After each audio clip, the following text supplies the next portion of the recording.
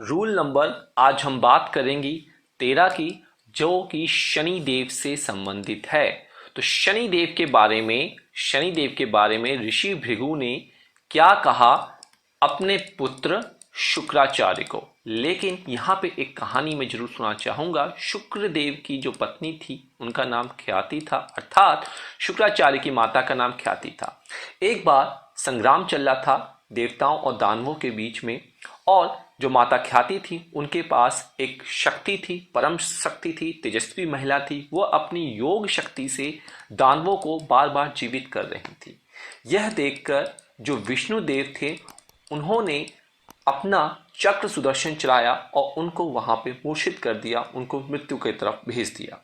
यह देख जो ऋषि भृगु थे वो क्रोधित हुए और उन्होंने भगवान विष्णु जी को श्राप दिया कि आप बार बार स्त्री के गर्भ से जन्म लेंगे।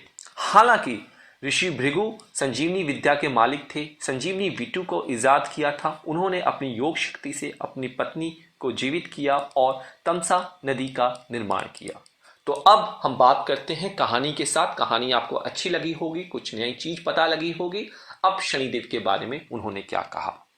उन्होंने कहा कि जब कोई इंसान, एज की बात कर रहे हैं यहाँ पे, जब कोई इंसान अपनी एज के 20 साल में जाता है, कोई भी, चाहे वो लड़का हो या लड़की, जब वो 20 साल का हो जाता है तो शनिदेव जो होते हैं वो वहां से थर्ड घर को एक्टिवेट कर देते हैं।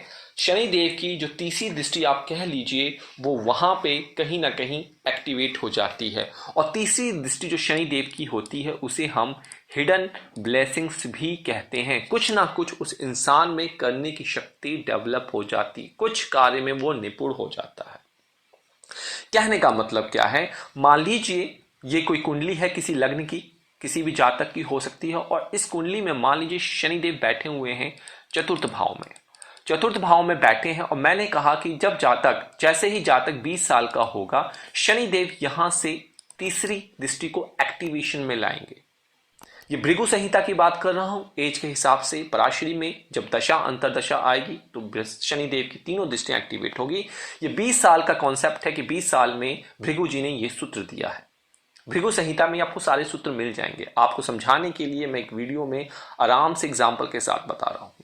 तीसरी दृष्टि एक्टिवेट हो जाएगी। तो तीसरी दृष्टि मैंने क्या क्या, हिडन टैलेंट्स, इंसान जो हो सकता है शत्रु, चिंता, रोग, ऋण, मुकदमेबाजी, उदर के ऊपरी भाग से संबंधित रोग, अपयश, शोक, दुख, इन सबसे चीजों को जीतने की शक्ति प्राप्त कर सकता है। वो कहीं ना कहीं पुलिस जैसे एग्जाम दे सकता है, कंपटीशन जैसे एग्जाम दे सकता है। हिडन टैलेंट है, यहाँ पे हिडन चीज है, हिडन ब्लेसिंग्स है।